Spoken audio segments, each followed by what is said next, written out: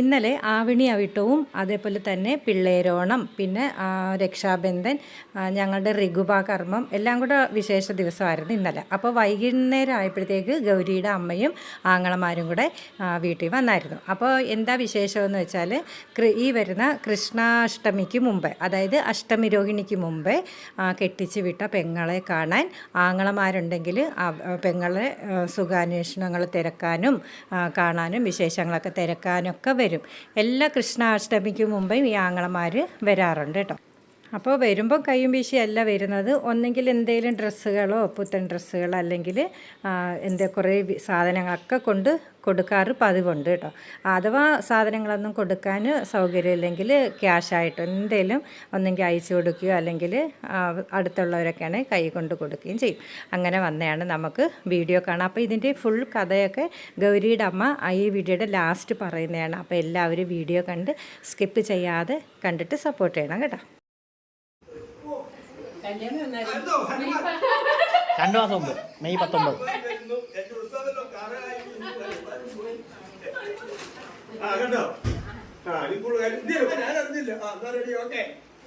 ശരി, ഓക്കെ.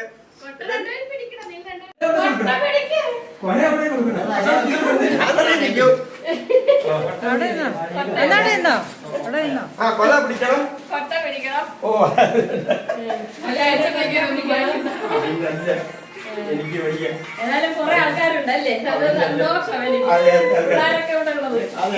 സാക്ഷികള് കൊണ്ടുവന്ന് സാക്ഷികൾ നാളെ പറയുന്നത് കൊടുത്തില്ലല്ലേ? പായസം വേണ്ട മോളെ,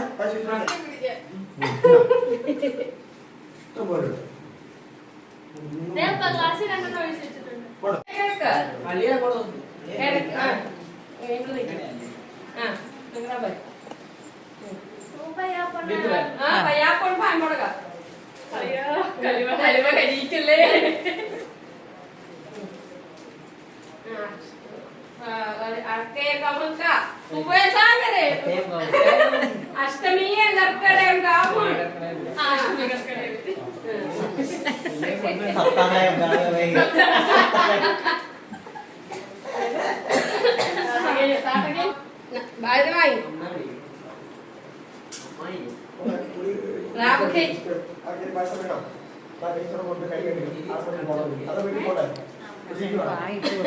വീടി കുഴപ്പമില്ല. അതെ, നമുക്കൊരു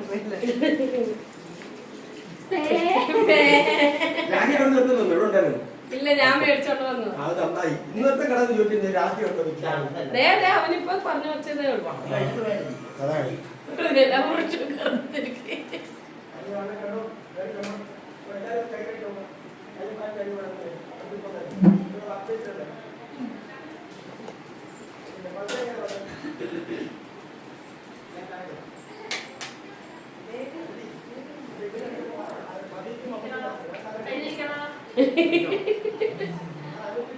മേടിച്ചാ മതി. കൊണ്ടുവന്നത് പോലെ വീട്ടിലേക്ക് കൂടെ കൊണ്ടുപോയി.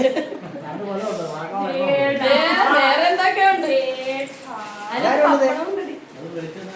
അതെ,